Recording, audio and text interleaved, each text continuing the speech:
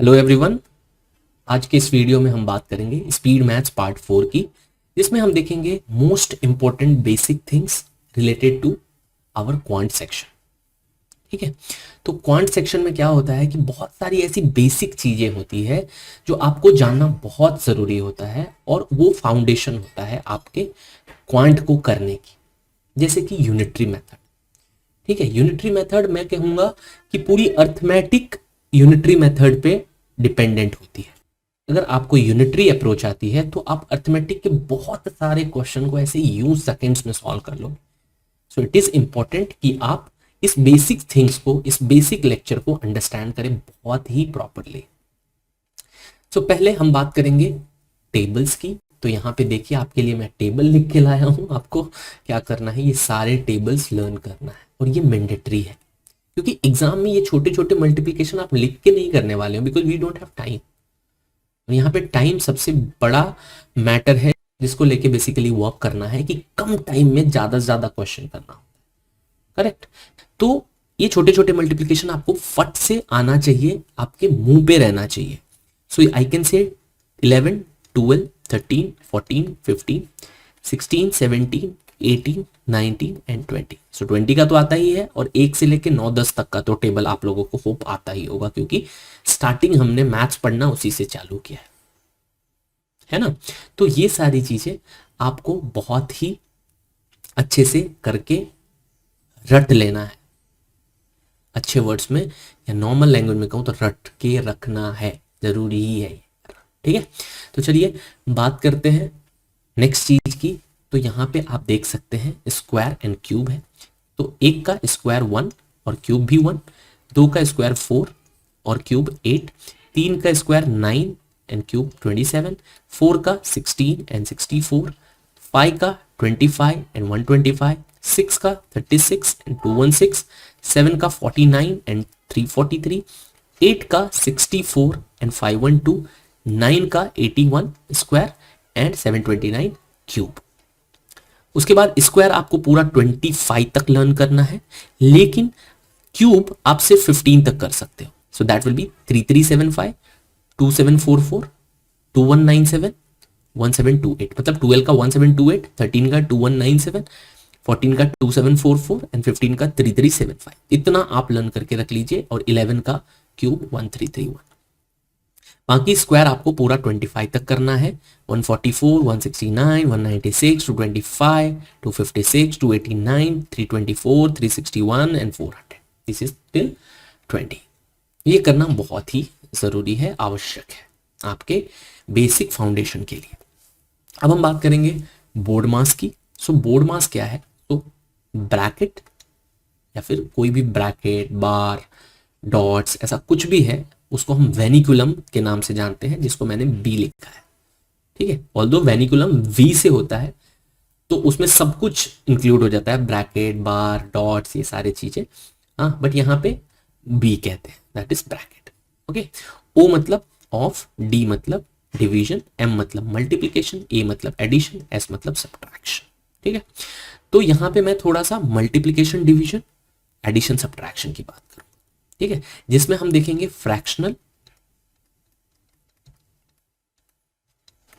और decimal form की। ठीक है, ये तो आपको पता ही होगा क्या होता है, लेकिन करते कैसे हैं उसमें बहुत बच्चे या फिर बच्चों को प्रॉब्लम आती है, तो उसको हम देखेंगे। तो सबसे पहले यहाँ पे क्या होता है कि नॉर्मल फ्रैक्शन होता है, जैसे कि 2/5 लिख दिया मैंने। इसका मतलब 2 आउट ऑफ 5, मतलब 5 पार्ट है कोई चीज तो उसमें से 2 पार्ट, दैट इज 2/5। और इसका कंप्लीट वैल्यू जो होता है किसी भी फ्रैक्शन का, वो होता है 1, मतलब 5/5, दैट विल बी 1। करेक्ट। तो मेरा ये कंसर्न है कि ये तो होता है नॉर्मल फ्रैक्शन, और एक होता है मिक्स फ्रैक्शन, कि मैं लिखूं 3 2/5। तो मिक्स फ्रैक्शन को नॉर्मल फ्रैक्शन में कन्वर्ट करना और नॉर्मल फ्रैक्शन को मिक्स फ्रैक्शन में कन्वर्ट करना आपको आना चाहिए। जैसे 5 3 15 टू 17/5, इस मिक्स फ्रैक्शन को नॉर्मल फ्रैक्शन में कन्वर्ट किया। और अब इसे अगर इस फ्रैक्शन में कन्वर्ट करना है तो हम क्या करेंगे पता है? 17 को 5 से डिवाइड करेंगे, तो 5 3 15, क्योंकि 17 से छोटा एक नंबर 15 ही है जो 5 से डिविजिबल है, हम वहां तक जाएंगे। So 5 3 15, so that 3 will be here, 2 will be nothing but remainder, 17 में से 15 सबट्रैक्ट करो 2 आएगा, और 5 को एज इट इज यहां पे रखना, ठीक है। So this will be quotient, this will be remainder by this is what the divisor, ठीक है। और ये 17 क्या है, डिविडेंड। ओके, तो ये होता है मिक्स फ्रैक्शन और नॉर्मल फ्रैक्शन, तो ये आपको आना चाहिए, बहुत जरूरी है, ठीक है। अब देखिए, अगर मान लीजिए ऐड करना है, 3 2/5 है प्लस 6 3/4 है, तो आप इसको और इसको ऐड कर सकते हैं सिंपली, तो 9 मिल जाएगा आपको, और 2/5 प्लस 3/4 को अलग से आप ऐड करेंगे, ठीक है। तो ध्यान रखिए, इस वैल्यू को ऐड करना जो है थोड़ा सा मुश्किल हो जाता है बच्चों को। एक तो होता है एलसीएम अप्रोच और एक होता है ऐसे क्रॉस वाला अप्रोच। एलसीएम वाला अप्रोच तो आप 3 4 वाले 4 वैल्यूज आपके पास होंगे, जैसे 2/5 प्लस 3/4 प्लस 4/5, ऐसे करके 4 5 वैल्यू है, तो भी आप अप्लाई करके सारा ऐड कर सकते हैं एक साथ। बट 2 जब होंगे तो आप क्रॉस वाला यूज कर सकते हैं, जैसे 4 2 8 प्लस 5 3 15/20, सो ये आ जाएगा 23/20, जिसको हम मिक्स फ्रैक्शन में लिख सकते हैं 1 3/20। तो यहाँ पे 9 ऑलरेडी है, और ये अंदर की जो वैल्यू आई वो क्या आई, 1 3/20, तो ये 1 जो है 9 में ऐड हो जाएगा, तो आप क्या लिखेंगे 10 3/20, that is what your answer, ठीक है। ये तो हो गया एडिशन, और सब्ट्रैक्शन भी ऐसे ही होता है, आप इन दोनों को सब्ट्रैक्ट कर दीजिए और साथ में ये जो फ्रैक्शन वाला वैल्यू है उसको इंडिविजुअली सब्ट्रैक्ट कर दीजिए, आपका आंसर आ जाएगा, ठीक है। और मल्टीप्लिकेशन डिवीजन में एक चीज अलग होता है कि आप ऐसे नहीं कर सकते, मत मीन्स ये दोनों का कैलकुलेशन अलग और फ्रैक्शन का कैलकुलेशन अलग आप नहीं कर सकते, ठीक है। बट यहां पे एक चीज और समझना है आपको कि जैसे मैं लिखता हूं 3 2/5 इंटू 6 3/4, अब इसको मल्टीप्लाई करना है तो हमें इसको नॉर्मल फ्रैक्शन में कन्वर्ट करना पड़ेगा, तो 5 3 15 to 17/5, 24 3 27/4, ठीक है। अब ये हो गया, अब यहां पे कुछ रिडक्ट हो रहा है, मतलब ऐसे रिडक्शन होता है, ऐसे रिडक्शन होता है, ऐसे रिडक्शन होता है, ऐसे रिडक्शन, क्रॉस कर सकते हैं, ऊपर नीचे कर सकते हैं, कुछ रिडक्ट हो रहा है। आप बोलेंगे सर नहीं हो रहा है, तो नहीं हो रहा है तो हम इसको मल्टीप्लाई करके लिख देंगे, ऊपर ऊपर और नीचे नीचे दोनों को मल्टीप्लाई कर देंगे और लिख देंगे, ठीक है। सो नीचे 20 एंड ऊपर 17 7 जा